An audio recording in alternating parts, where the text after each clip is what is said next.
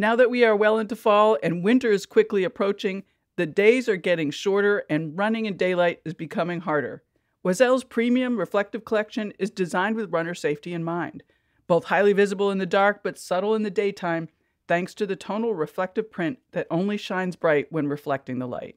From tights, shorts, jackets, and tanks to accessories like hats and gloves, with Oisel's reflective collection, you can stay safe and stay seen. It is dark here in Cleveland where I've been running, so I just love Oisel's reflective collection. I'm a big fan of the firecracker tights. The bird pattern is so cute, and they look all over sparkly at night. To check out the firecracker tights and the rest of the reflective collection, go to oisel.com/collection/reflective, or even easier, click the banner link at the top of the Hear Her Sports website at hearhersports.com.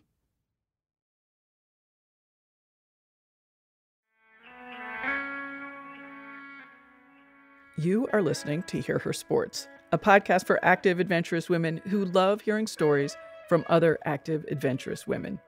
I'm your host, Elizabeth Emery. In every episode, I introduce a female athlete or women in sport through a conversation about who they are and the terrific work they're doing.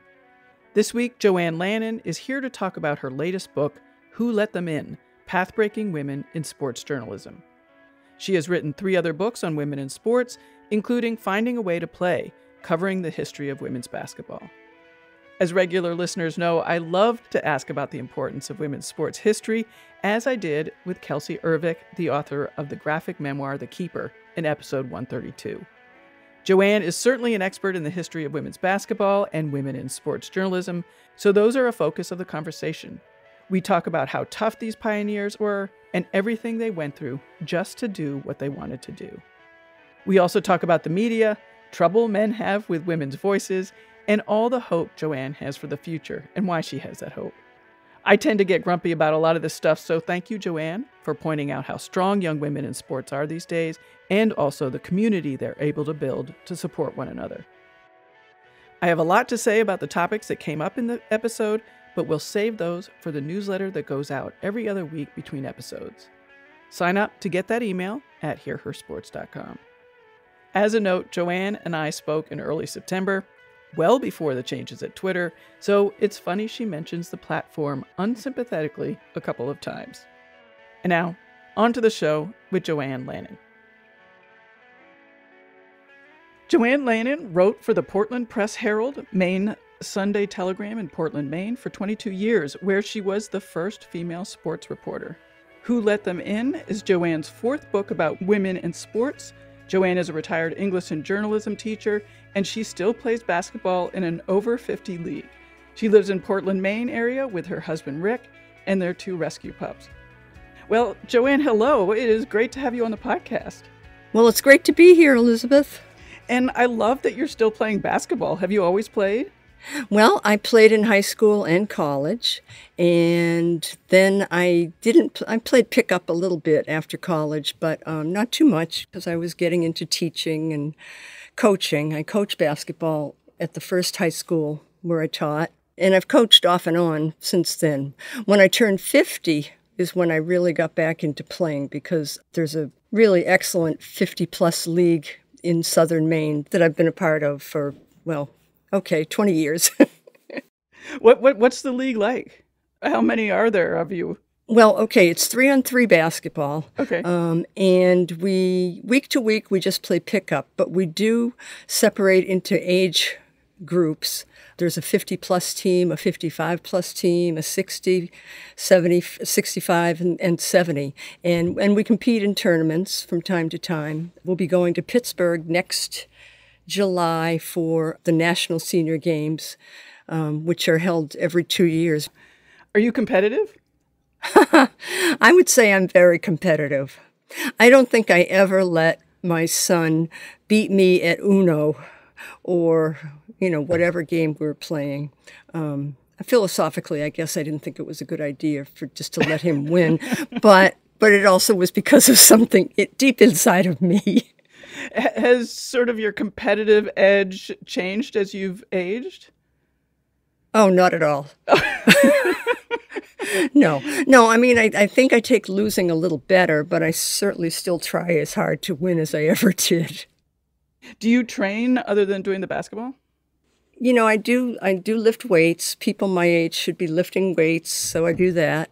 And I actually haven't been on my bicycle all summer, which is pretty interesting in a way. But yeah, I do try to stay active. The pups keep me active, certainly. Right.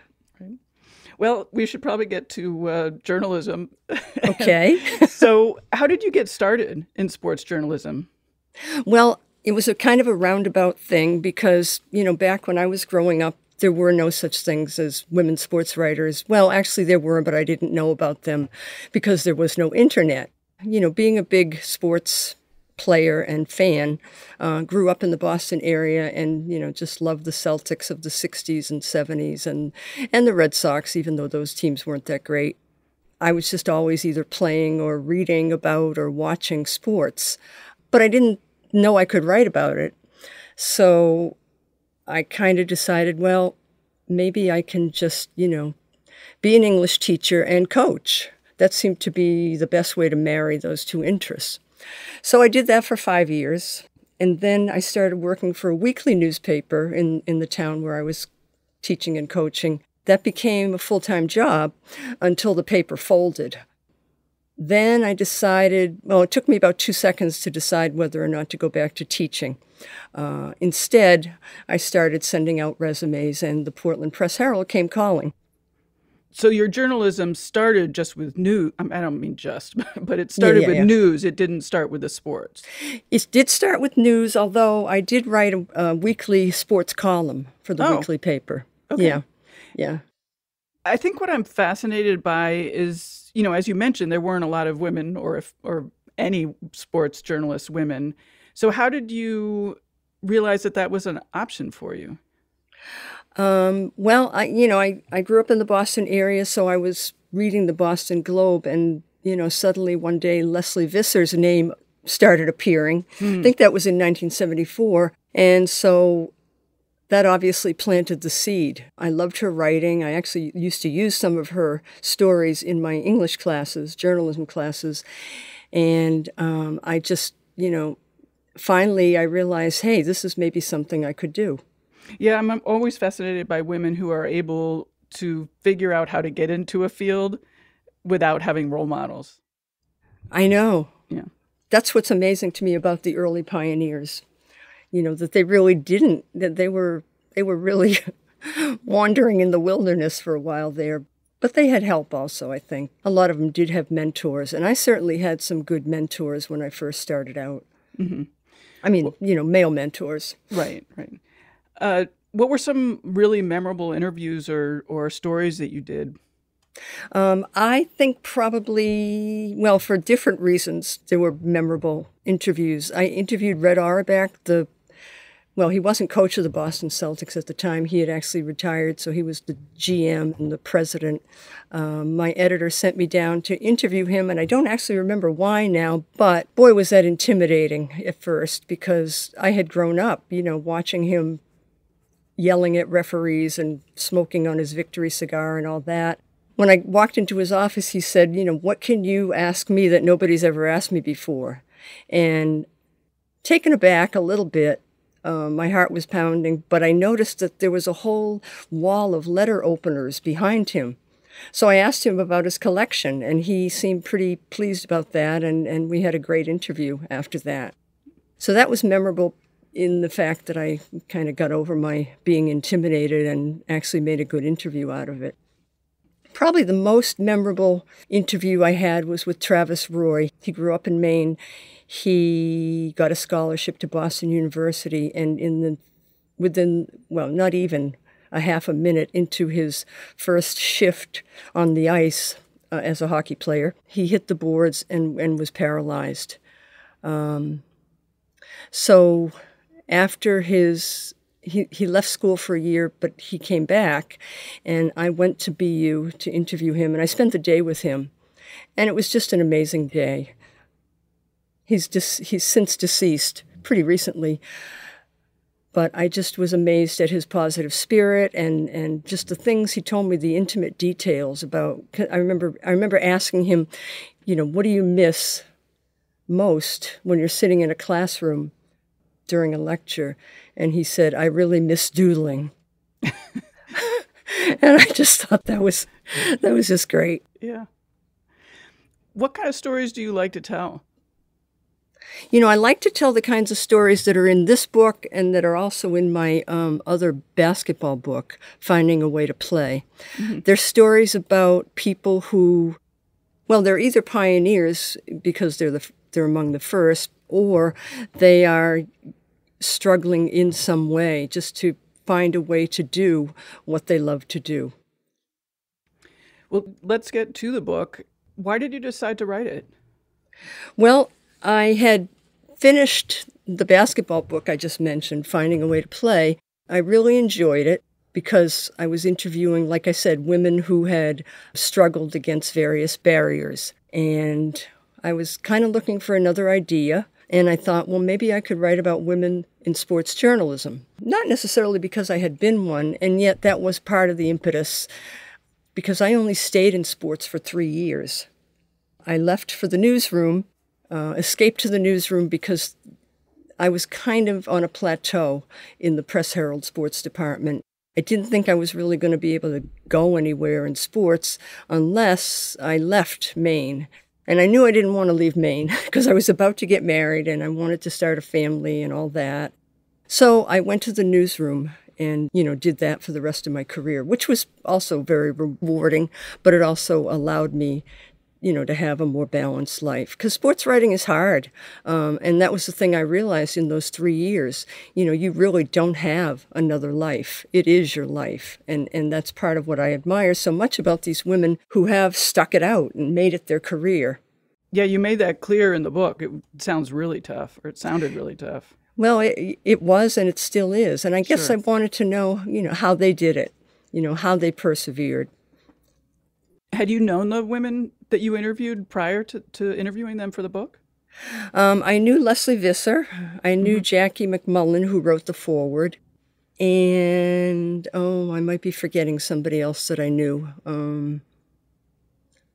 Those two were principally the ones who, I had kept in touch with and kind of knew about their careers. Mm-hmm. And what was it like doing the research? I mean, talking to all these women and having them look back on their experiences in the industry early on, especially since, not all the experiences were terrific.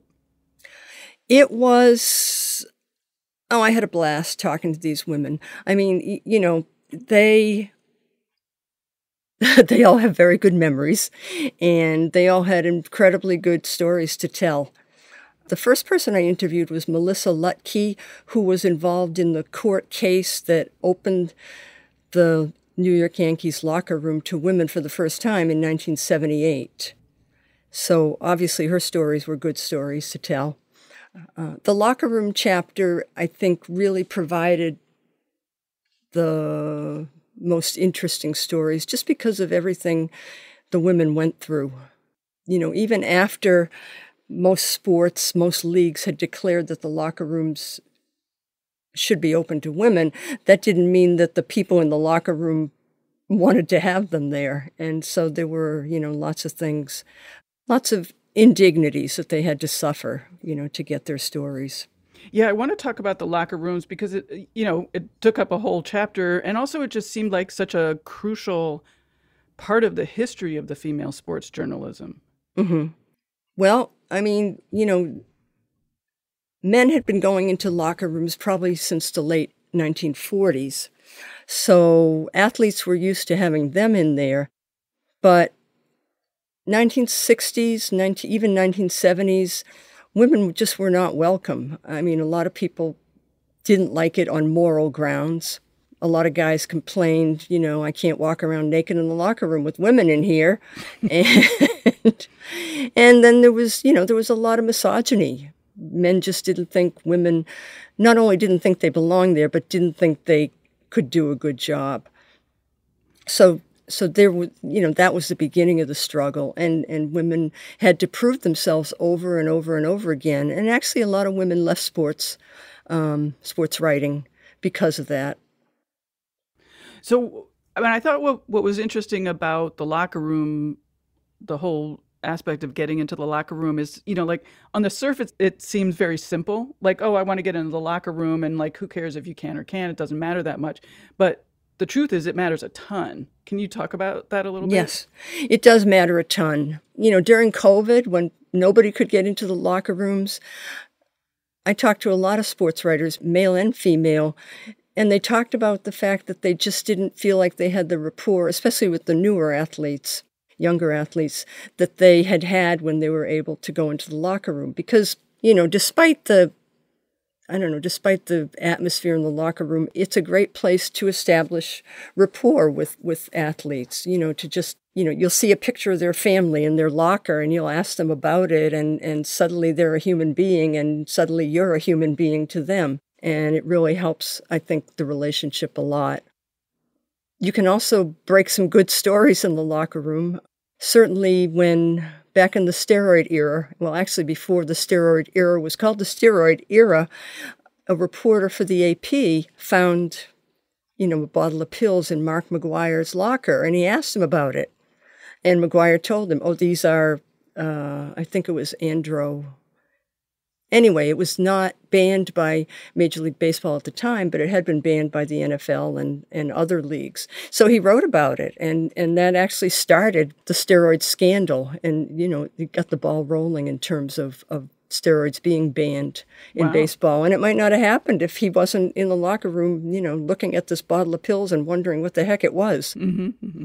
So, I think those are probably the primary reasons: establishing relationships and just being able to see what's going on and maybe find out, find a story. A woman that I talked to was in the locker room one day, and she noticed this guy's I think he was a football player. She noticed his incredible wardrobe. I mean, and she said, I really want to write a story about your wardrobe. So he said, okay. Wow. And, it was a great feature story. And again, she wouldn't have gotten it if she weren't in the locker room looking at his locker stuffed with hats and coats and everything else. You also include a ton of really sort of fantastic stories of women waiting outside before they were given free access, and just like waiting and waiting and waiting. And, like their deadline is ticking off and stuff like that. That happened. Well, yeah, that happened for a long time because, like I said, even though some locker rooms were open, others weren't. And sometimes you didn't know until you got there. I mean, Jackie McMullen tells a story about thinking she was going to be able to get into, it was a college locker room after an NCAA tournament game, I think. There was I think it might have been a Catholic school, and I think it might have been a Catholic priest standing outside the locker room, and it was like, no way she's going to get in there, even though other college locker rooms had been open to her. Yeah. Leslie Visser and Christine Brennan talked about standing out in the parking lot in the rain, waiting for football players to come out. And I mean, that's the other thing. By the time they get out, to the parking lot, they don't want to talk about the game anymore. And they don't have a lot of, fresh quotes to give them. Yeah, I mean, they're also coming down from that adrenaline rush. Mm-hmm. Yeah. Exactly. So what's the locker room situation now? Is it free access to everybody and everybody's comfortable? Well, I haven't been in a locker room for a long time. The last locker room I was in was actually a women's locker room, and it was a college women's basketball tournament. So they're pretty strict now about how long, they give the players, I think, maybe a half an hour to get dressed and all that, and then reporters can go in. And in the meantime, they have, the podium. Sure. The podium situation where the coach and a couple of players will talk to reporters until it's time to go into the locker room. I want to go back a little bit and ask, why is history important? Like, why is it important that we remember this stuff? Oh, that's a really good question. I don't know. Having been a teacher, I think it's just important to know what came before. I think these women are so fascinating that young people who are thinking about being journalists really should know the history. And I think anybody who's interested in women's issues, this is a facet of women's, gender issues that people probably don't think about a lot. And yet, in some ways, well, like harassment, for example, I think, women sports writers were had to endure a lot more harassment than any other women in any workplace. Well, except maybe for, actresses in Hollywood. But I mean, think about it. They could possibly be harassed by the players. They could be harassed by team officials. They could be harassed by people in their own sports department. And they could be harassed by fans on Twitter. And they are harassed almost incessantly by fans on Twitter. So, the Me Too movement, that's one of the chapters, finally came to sports. And I think as part of the history, it's important to realize that was one of the big things that women were fighting.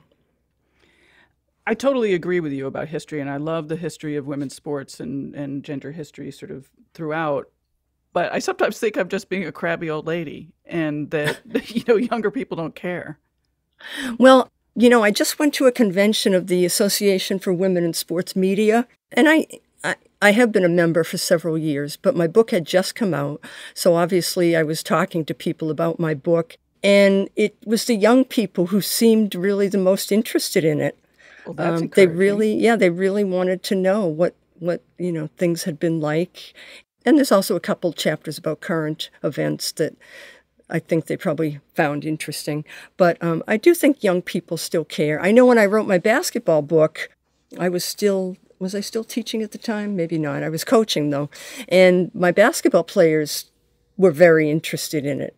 They wanted to know about the women who had, kind of paved the way for them. Women's basketball has a fascinating history. Well, it really does. Yeah, it's pretty amazing, how women persevered to play for so long. Yeah. So one of the reasons that I found the locker room situation really interesting is this idea that sports is a man's world and women are just sort of showing up, shoving themselves in, and they couldn't possibly understand sports anyway because they just don't know. And, like you talked about that a lot and how they were sort of seen as upsetting the order of things. Mm-hmm.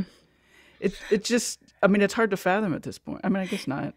It's hard to fathom now because women's sports has grown so much. Look at all the attention to Serena recently as she ended her tennis career. And I think it is because of the growth of women's sports that women's sports writers and journalists and media people have been more and more accepted as people who do know what they're talking about. Probably 80% of female sports writers played sports growing up.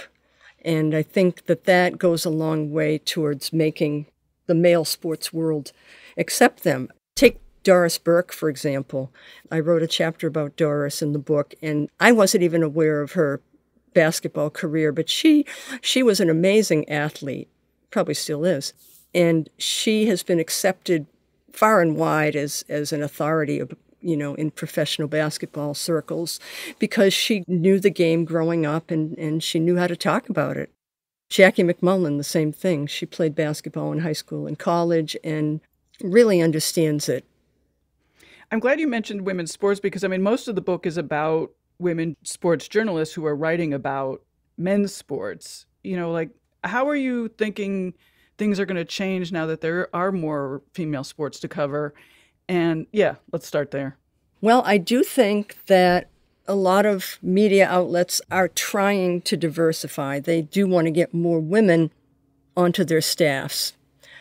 Economics being what it is, that's tough to do because there isn't a lot of hiring going on. And yet there's always turnover.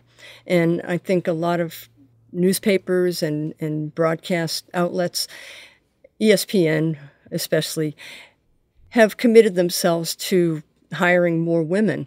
And I think the fact that there are more women's sports to cover, that there've always been women's sports, but that they are covering women's sports more and more, gives women the more opportunities than they might otherwise have had. Another thing I noticed in the book was that there was this discussion of sort of this sports fan, and that too was always considered man's territory. The idea that women would actually, other than the journalists that you're talking about, would actually be interested in watching sports seemed really foreign. Mm-hmm. And that has changed a lot. I don't remember the statistic. I wish I did, but the NFL did a survey, and I think it was, maybe 40, 60 in terms of females watching the NFL. I mean, that doesn't surprise me at all because sports has become such a big thing in our culture. It isn't just about the box score anymore, although statistics are a huge thing for a lot of people. I think the way sports are written about has brought more women into the fandom because there are a lot more stories about people's lives, baseball players' lives, football players' lives outside of football. They've become celebrities in many ways, and I think that both men and women, no matter what brings you to sports, I think the different kinds of stories that you encounter when you get there keep a lot of people interested. I'm glad you brought that up because I've always been curious about the up close and personal because, I grew up during that time when that sort of switch was happening. Mm-hmm, mm-hmm. And in the book, you wrote that in 1974, CBS hired Jane Chastain for the Mm-hmm. NFL broadcast team. And, this was early on in the days of women journalists in sports TV. And you wrote that she helped transform broadcast from scores-only segment, as you mentioned, Mm-hmm. to programs spotlighting personal stories and human angles. So can we talk a little bit about that switch and sort of, the stereotype assumption that men like the stats and the women like the personal stories and sort of how that's evolved maybe? It has evolved. I mean, there are a lot of men who'd be really upset if they heard me saying that all men think about as stats, because that's not true. I mean, there's so many good male sports writers out there who really know how to get to the heart of a story. But I think the evolution, and again, it was back in that time, the 70s, when sports was expanding, and so you had to get beyond the box scores. You had to find different angles. And I think women were good at that. I think that helped, them get and keep jobs because they were able to establish rapport with athletes, and athletes maybe were even more open to them. I mean, Mary Garber, the pioneer that nobody knew about for at least 20 years, she started writing for the Winston-Salem Journal in, I think, 1950 or 1948. Anyway, she had this amazing way of establishing rapport with the athletes that she was writing about, and they opened up to her in ways that they maybe, didn't with the male writers. Or maybe it was the male writers didn't really want to get into it. They just wanted to get the story done. Sometimes I think about, what does the female fan want and what does the male fan want? And is it different? Do you have any perspective of that? And maybe how it's changed over time also? Uh-huh. Well, I can only use myself as an example. And I know that when I get up in the morning, if I haven't been able to stay up and watch, the Red Sox, or even I missed the Seattle Storm game the other night, Sue Bird's last game. And so the first thing I wanted to do, obviously, was find out who won. Right. Just like anybody else. But then I wanted to find out, well, how did it happen? And what were the stories behind the score? What were the stories behind the game? And I think that's probably, maybe that's typical of women. They don't want to just read the game story. They want to read the other stories that might be written about the players or the situation. There's a lot of drama in sports these days. I think probably everybody likes that. So I don't know. I can't speak for men. I don't know what men really, what they do when they get up in the morning. What do they read? I'm not sure. That's a really good question. I'll have to start asking that one. Right. I think about that, or I know I think about that because, I'm just wondering how the field is going to evolve and if we're going to learn anything. Like often I think that we take how we've covered men's sports and just try to translate it directly to women's sports. And I'm not convinced that works, but I'm also not convinced that this radical shift is necessary. Well, I mean, there's a danger in trying to make it too different. Exactly. I mean, I'm thinking of Serena as a good example. She obviously was the greatest player of all time. I mean, I didn't actually watch Margaret Court play, but I don't think I have to say that. And a lot of the coverage of Serena is about what she wears to the match. Right. And she actually, I don't know, maybe that's part of what women want, because she does actually promote that. In fact, I read a story yesterday. She had a scrapbook of all the outfits she's worn over the years, and I thought it was fascinating. I really did. So that's okay, but, let's not make that the focus, because then you get away from, how hard she's trained, how hard it was to come back from being pregnant and a tough pregnancy. I think that maybe you want to get into women's lives, or women are willing to let you into their lives in a way that men athletes might not be. And so that's a good thing. But, I think writers need to be careful not to make it, sexist. I mean, not to be stereotypical. Right. I mean, I think the Serena example is a great one because, I love talking about her fashion because that's so important to her, but I want that to be something and the other stuff about her sport and her training. Exactly. I mean, I'd love to know how she trained. I'd love to know all of that. And they don't focus on that enough, I don't think.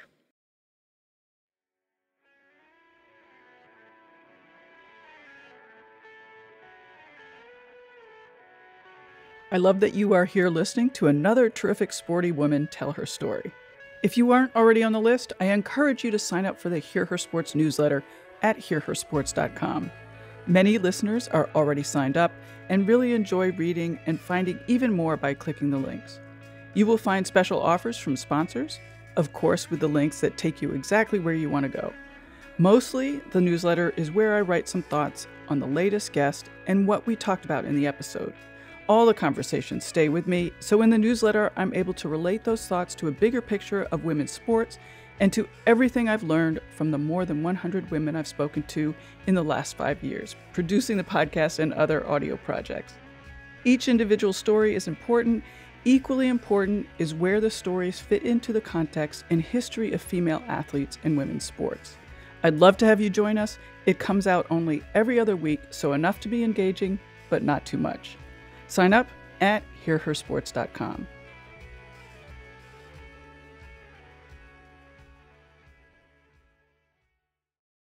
Whether you are a brand new runner or you've been running for years, there is always a new way that running can change your life, and this is what the Planted Runner is all about. Being planted also means you're ready for growth.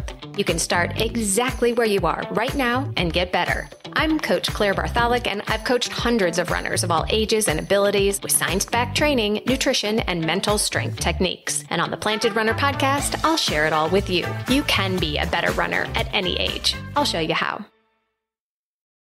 And now let's get back to Joanne Lannin, author of Who Let Them In? Path-Breaking Women in Sports Journalism.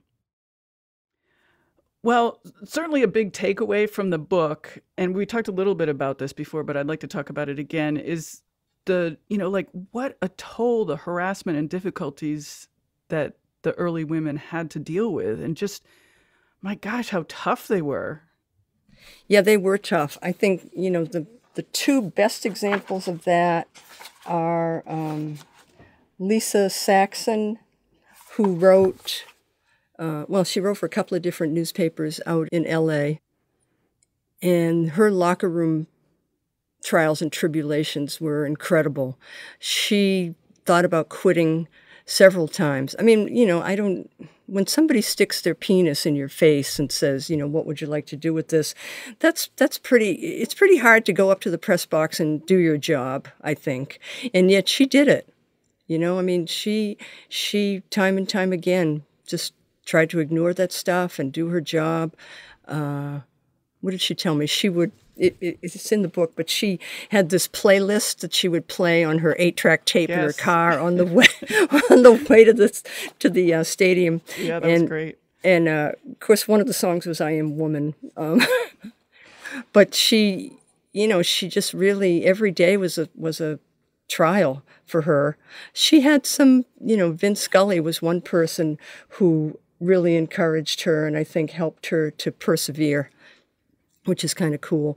And then the other one was Lisa Olson, who in 1991, I believe, filed suit against the New England Patriots for their harassment of her in the locker room. I mean, they were just incredibly rude. I mean, there's no other word for it, but it was also, sexual harassment because, you're surrounded by these naked guys who are making you feel like you don't belong there, and management is standing at the door and basically making you feel like you deserve it. And yet she talked about it.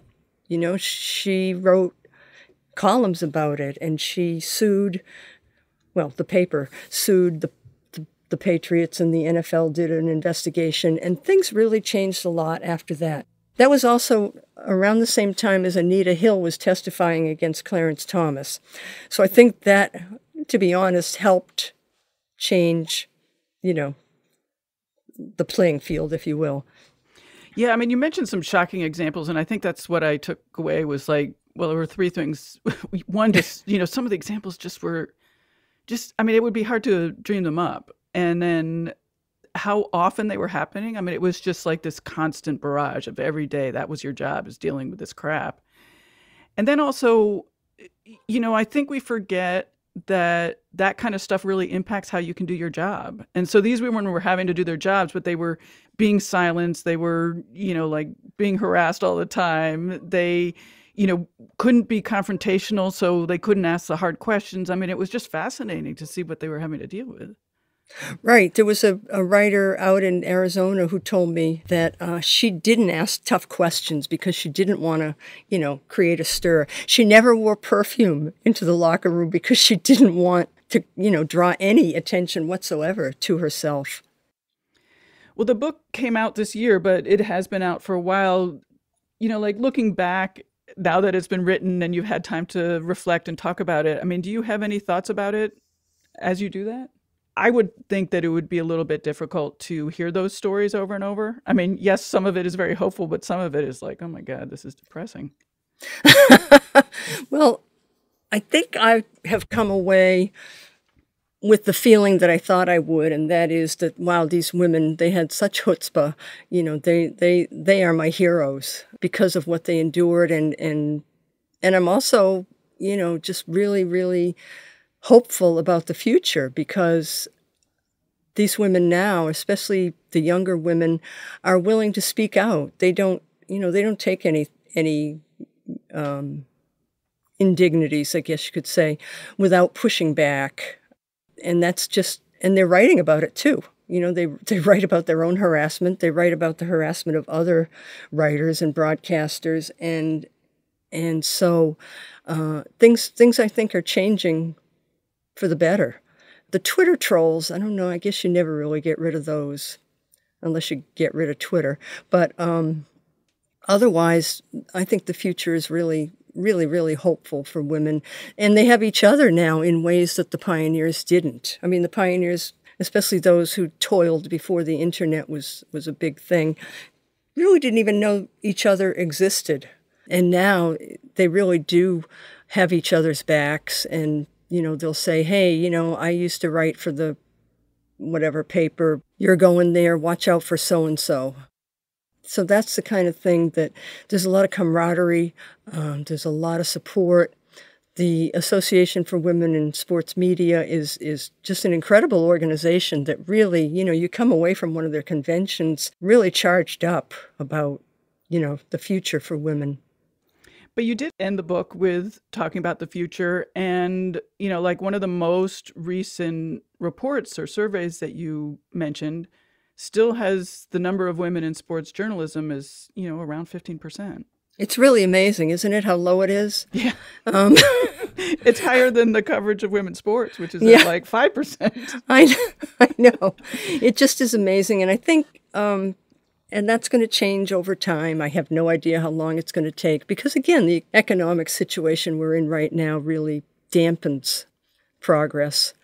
When you get more women in editorial positions, in the quote-unquote, power positions, they are going to promote more women, search farther and wider for women, for their staffs. And I think I think you'll see those numbers go up, but it's going to be slow because men's sports is huge now. And certainly there are plenty of guys out there who are good sports writers and good broadcasters, and you can't just ignore them completely just because you want to have more women on your staff. So we'll see what happens.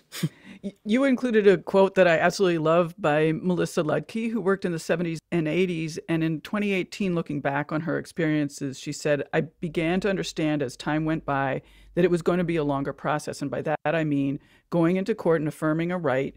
What has to happen after that is a buy-in, a societal buy-in of cultural change." Mm-hmm. Where do you think we are with that? Well, what I think is really helping a lot is, the chapter that I wrote about play-by-play announcers.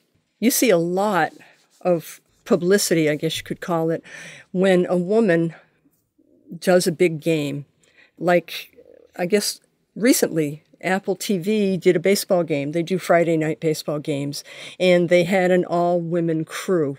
The play-by-play announcer, the color announcer, the producer, the person out on the field interviewing people, everybody was female.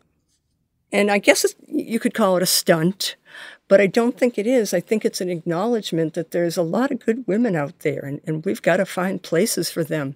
And they're doing a good job. They're doing a great job. So I think that's going to, create a lot more visibility, and things are going to just naturally, I think they're actually ramping up.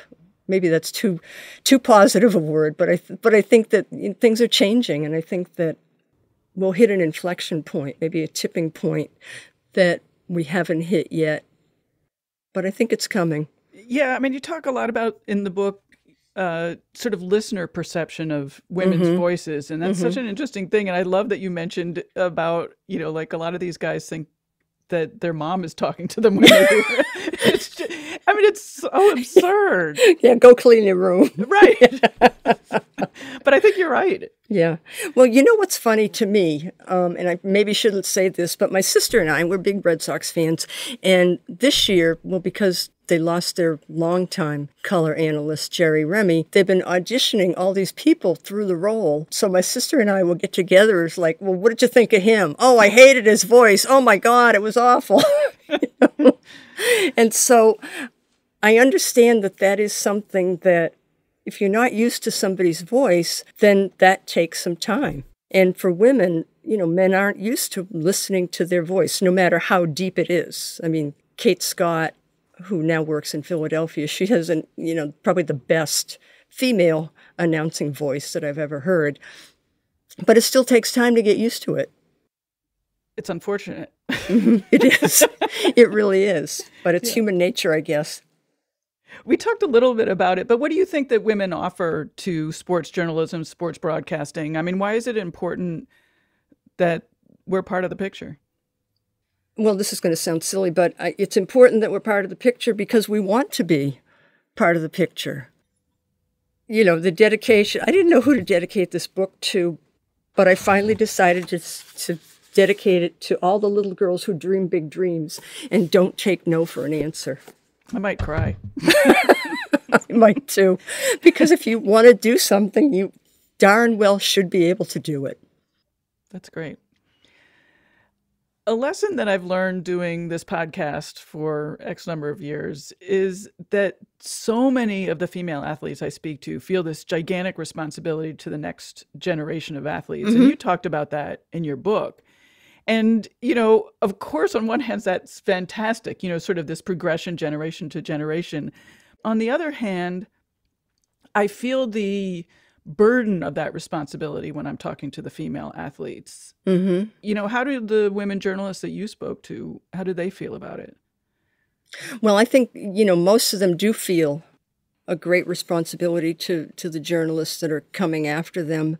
I think, Jackie McMullen, she was interviewed several times after she decided to retire last year. And one of the things she said in most of her interviews is that it was time to step aside. It was time to let this, incredible group of young women behind me, have their day. And I think I really thought that was interesting. I really thought that kind of summed it up. And Christine Brennan is another example. She's still at the top of her game. But she sponsors a couple of scholarships for young women journalists, and does a lot of outreach, mentors a lot of young women journalists and men too. But she really is I think, very much about that, about supporting other women and making sure that they have, the opportunities they need to succeed. Since you're a basketball fan, how's the WNBA doing? What's your impression? Oh, well, I think they're doing so well because they've finally figured out how to market their stars, and they're putting more games on TV. Mm-hmm. If you build it, they will come. I mean, that's just what it's all about. I'm not sure what that impetus was to put all the tournament games on TV and a lot of regular season games too. But I know, I hear a lot of people talking about the WNBA that never talked about it before, just because it's there. So I think it's going to grow, maybe not to the level of the NBA, because, well, for a lot of reasons, but, one of them being it's a summer league. Yeah. Yeah. But I think it is going to grow.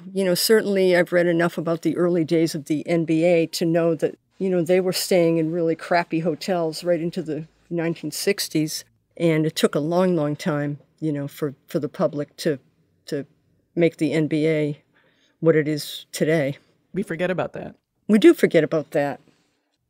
Can fans or listeners do anything to help any of this? Well, yeah, I mean, fans going to the games certainly helps, I think. If something's a sellout for, 10 games in a row, I think editors and media people are going to take notice. It's so hard sometimes to predict because, which came first, the chicken or the egg, in terms of why something becomes popular. I think about that in terms of basketball a lot, because it seemed like just all of a sudden, women's basketball was a big deal. And it took a kind of a celebrity team, I guess you could call it, Immaculata College, the Mighty Macs back in the 1970s. They were the darlings of the New York media, and everybody started paying attention to them. And then subsequently, they started paying attention to women's basketball in general. And then along came Pat Summitt, and along came Gino Auriemma, and it just kind of snowballed from there. So I think something has to capture the public's imagination. To me, it's going to be interesting to see if all the hoopla around Serena is going to translate into more interest in women's tennis. And I think it will, because there are an awful lot of young women's tennis players that are fun to watch. But on the other hand, you get soccer every 4 years, and everybody's in love with the women's soccer team. And then do they go to those, league games? Not in droves, certainly. Probably somebody's going to be mad at me for saying that. But the interest kind of wanes. Right. Once the Olympics is over. I was going to mention the Olympics, yeah. Mm-hmm. It's hard to counter, the support of NFL, baseball, basketball, hockey, mm-hmm. and bring something new in. It is hard. A big thing about, football, I think the betting that goes on around the game has a lot to do with the way it's promoted, the interest in it from just the casual fan. Everybody's in a football pool in the fall. And so everybody's watching the games. Right. Huh, interesting. I don't think many people are betting on women's games. But again, which came first, right. the betting or the interest in the game? So right. We should start some soccer betting. That's right. We could. What are you working on now? I am not working on anything. I'm just working on promoting this book. I think I'm probably going to take a break until the beginning of next year and then decide maybe what my next project will be. I would love to do, but it'll probably not be possible. I would love to do something about women playing overseas. Because of Brittany Griner, obviously, it's become a big deal. But women have actually been doing that forever. I mean, I remember when I was with the Press Herald in the early 1980s, there were high school players that I was covering who, as soon as they had good college careers. As soon as their college career was over, they went overseas to play. The woman who coaches our senior basketball team played in Ireland for I don't know how many years, but, her team won a championship, and she's still in touch with those people in Ireland. And so I know there's a lot of good stories about, women playing overseas, why they did it, and what they got out of it. I think that would be a good something. Yeah, I do too. Any thoughts about why, other countries are supporting women's sports in the way that they are, and we're not able to do that here? Well, we all know about Russia and how the oligarchs, with all the money, they just want to promote, their products, and they do it through the team. And that's another question that I would answer if I wrote about it. Why is it so easy to give these players $1 million, whereas the WNBA can only give them, I think the maximum salary is $300,000. Yeah, it's crazy. It is. Before we wrap up, is there a part of the book that you wanted to talk about that we didn't get to? Well, the only person we didn't talk about was Susan Waldman. She's only known in New York. But her career is iconic. It really is. And I think that for people in broadcasting, especially play-by-play, women, they all know her. It's like they're a club.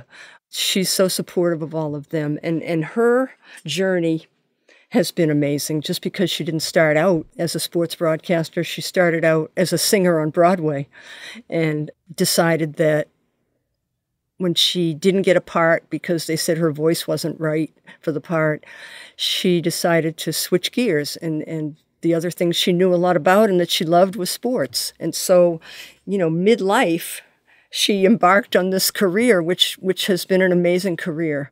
So I think that's one of the chapters that I really enjoyed. I certainly enjoyed talking to her because she's quite a character. And like I said, everybody loves her. I'm in awe of all of those women. I mean, I just don't think that I could have handled what they were handling. It's really fantastic.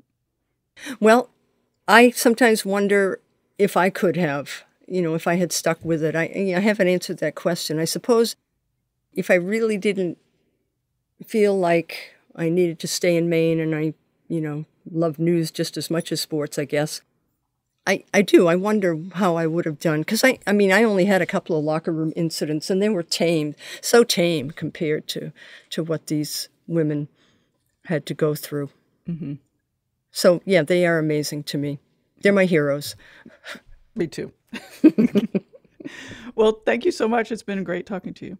Well, it's been great talking to you, too. I really, really had fun. Thanks.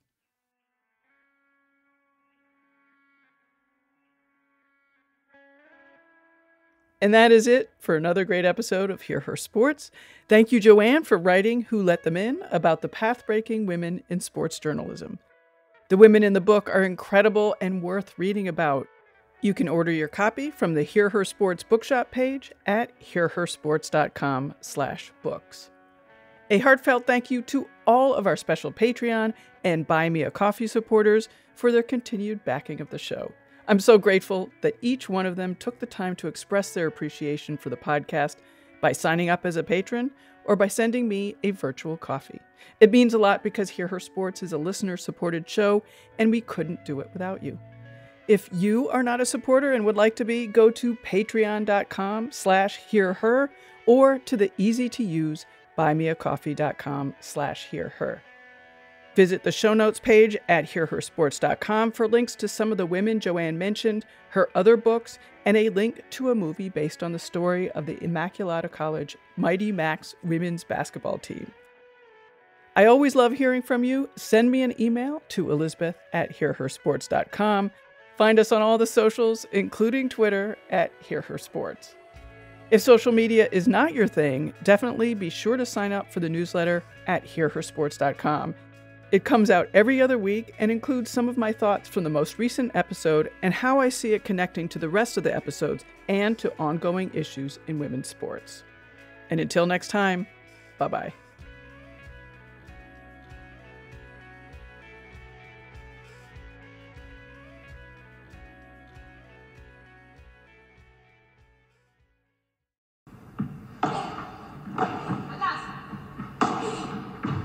Hey there, and welcome to the Joy of Paddle podcast, hosted by me, Minter Dial, a veteran of the paddle tennis world, and sponsored by Paddle 1969.